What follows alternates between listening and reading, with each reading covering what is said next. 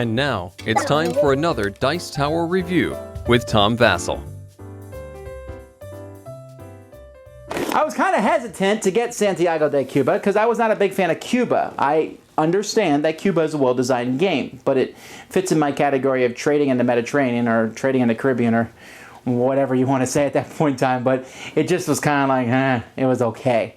It felt dry and mechanical. So this is a game based on that, but then I thought, hey, games that are based on bigger games that I'm not as big of a fan of seem to do pretty well. And so I gave it a whirl. And, well, let's look.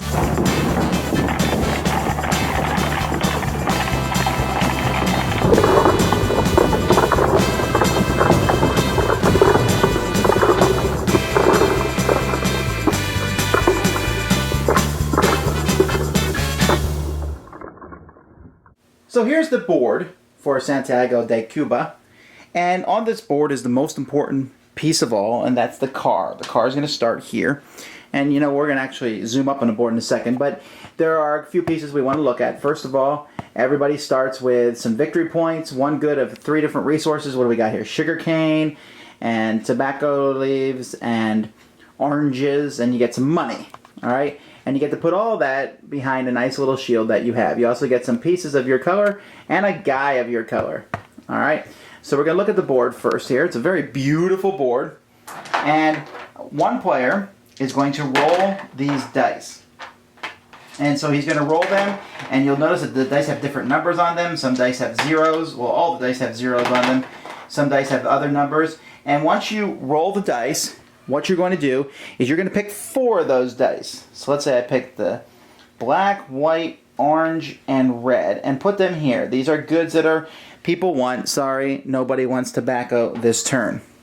So in the shipyard here, you can see which goods are wanted. Now it's time for one player to go, and play will just proceed clockwise around the table till the game ends.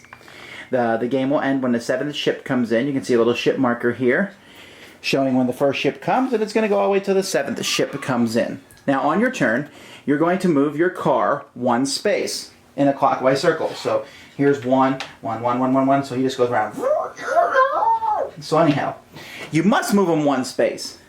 You may move him more spaces, but for each extra space, you have to pay a peso to move him.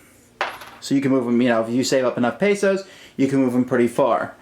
Now, wherever you stop, that is what you will get. So if you stop and visit Maria, you'll get 2 victory points. If you stop and visit Miguel, you'll get 2 wood cubes. If you stop and visit Alonso, who is my favorite, you get to do something special. We'll come back to him. Martinez gives you $3. El Zorro lets you take money and points from other players. Pedro gives you 2 tobacco. Pablo gives you 1 resource of your choice. Jose gives you 2 white. And Conchita gives you 2 oranges. And so it's very simple. Now, after you pick which one you go to, so let's say I just wanted to go 1, didn't want to pay any money. I then look at the rows on there. You can see here that Maria has a red rose and Miguel has a blue rose.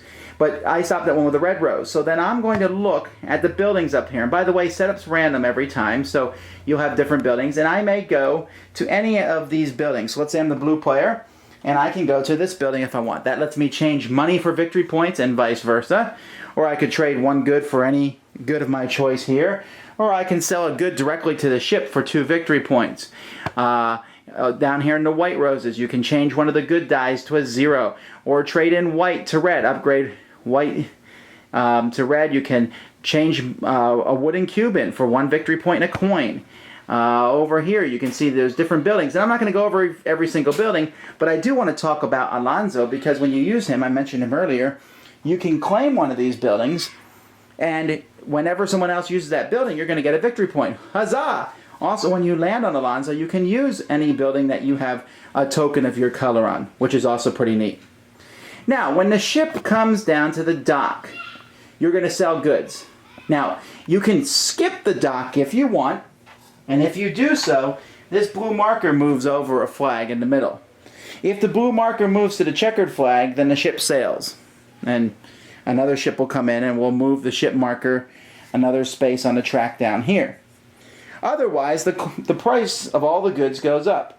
So it starts at 2, and let's say someone does stop at the ship token. At that point in time, Each player, starting with the player who stopped at the shipyard, can sell goods of one type. So let's say I have one orange. I'll say, okay, I'm selling that one orange, and I get 2 points for it. The demand for orange now goes down to 1.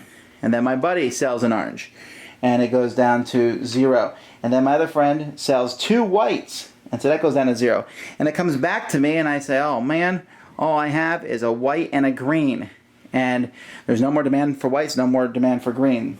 And then no one else has red, so we're fine. So if no one else has red, we move the token up to the next flag and we keep going until someone can sell that red. But if everything is sold, then the ship sails. When the ship sails, the person who caused the ship to sail for whatever action they did will roll the dice, put out 4 dice, and we start another turn. After the 7th ship sails, the game is over. Whoever has the most victory points is the winner. Money does not really count here.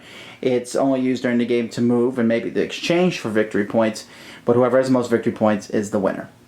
Well, I liked it. Santiago de Cuba is a good game because it's so simple. And normally these games drive me nuts because they don't make sense thematically, but I can see stopping at Juan's house for a couple oranges and then taking those oranges and shipping them off, or getting a couple crates of oranges and shipping them off on the ship, because the game just flows very smoothly. I stop at a place, I get some things, and I send my worker to a house and have that happen.